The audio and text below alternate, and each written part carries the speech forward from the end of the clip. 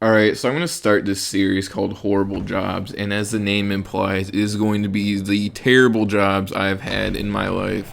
And just off the top, there's probably about 15 or 20, seriously, where there's like notable things that happen that are hilarious or whatever. And this one is going to be delivering ice in Cleveland. Now, if you live in Northeast Ohio, you can probably pinpoint down which company this is. I'm not gonna put them on blast because just I don't want to fucking do that. Just there's no point of it. But whatever company comes to mind, you're probably right on who they are. I mean, you have like a 1 in 2 chance of hitting it. Like, there's not too many businesses that are completely predicated on delivering ice to like gas stations and stores and whatnot, all that shit. Now, that's what it is. When I tell people about this online, people are like, what? That's a real job? Like, I don't think they understand what I'm saying when I tell them delivering ice. Like, I think they mean like on some fucking 1950s shit where you got the guy delivering milk on the fucking porch. No, it's not like that. Like, this is when you go to a store and buy those bags of ice. I believe they're 7-pound bags and then 21-pound bags for the bigger bags. It's that kind of shit. Like the stuff in the summertime when you fill up a cooler, like the bags of ice. That's what it was. Horrible job. First of all, to kick it off, this job lied about how much money I was going to make. Now get this. It was not hourly. And you were paid per bag of ice that you delivered. So if a gas station just needed 10 bags of ice, which was fucking nothing, you would get paid fucking nothing. It was terrible. And these people lied about it. And I was only at this job for maybe 2 weeks. And this is the best part. I didn't even get paid for it. Like, this shit was ridiculous. Because they considered this the training, which I was fucking out of there by then. Because this job was horrible. And, I mean, the job was horrible, but that's not why I quit. It was a much more embarrassing reason, and I'm going to be getting to that. So, yeah, this job was terrible. The pay was not good. Like, it was just above minimum wage for driving a big-ass box truck, working pretty much every day of the week. Just the conditions were horrible, and this was during the summer. I could not imagine doing this during the winter. Like, that shit sounds horrific. It doesn't even matter where you are, but in Ohio doing this, yeah, fuck all that noise. So, anyways, if I remember correctly, you were paid like 14 cents for each small bag you delivered, and like 3 times as much for the bigger bags, because it's based on like units of the bag. Like, they consider one small bag certain units or whatever the fuck it is. Basically, you weren't paid shit. You were paid, if you do the math, like $10 an hour. There's so many better jobs than delivering ice that you could make $10 an hour. So this job was already horrible with that. And the fucking boss from day one did not like me because I'm kind of a wise ass. And in this instance, I wasn't even being a wise ass because, like I implied about how you were paid, that is called, it was based off wholesale. And when you work at a job and you were paid commission, you were supposed to be paid off the retail price of whatever it is that you're selling. And I already told this guy, I pretty much lawyered the fuck out of him.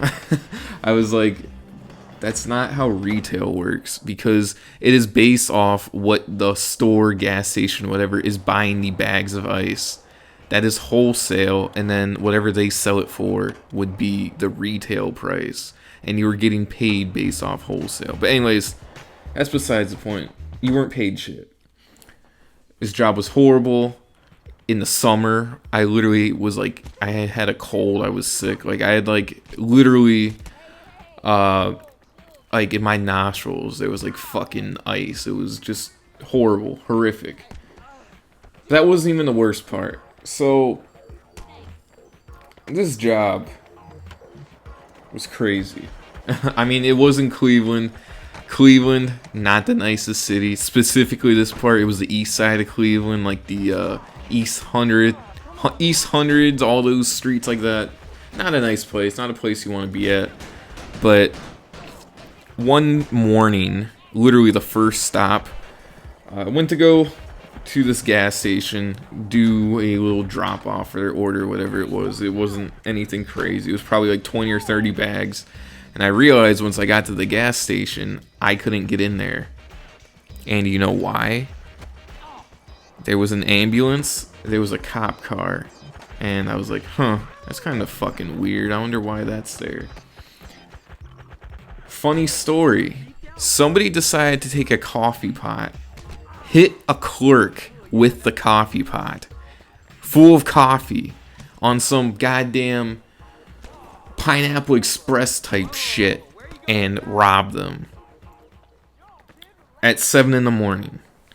You know, that should not be done at any time of the day, but I feel like at 7 in the morning, there's really no excuse for that. Like, I feel like if you're gonna hit somebody in the head with a coffee pot full of coffee, like, you have to have so many things go bad that day. Like, there's just gotta be something that makes you snap and just be like, fuck it, I'm gonna spin the block, go to jail for life, because everything hasn't gone my way. Like, dog, it's 7 in the morning. Like, there's so many things you could do to turn around your day.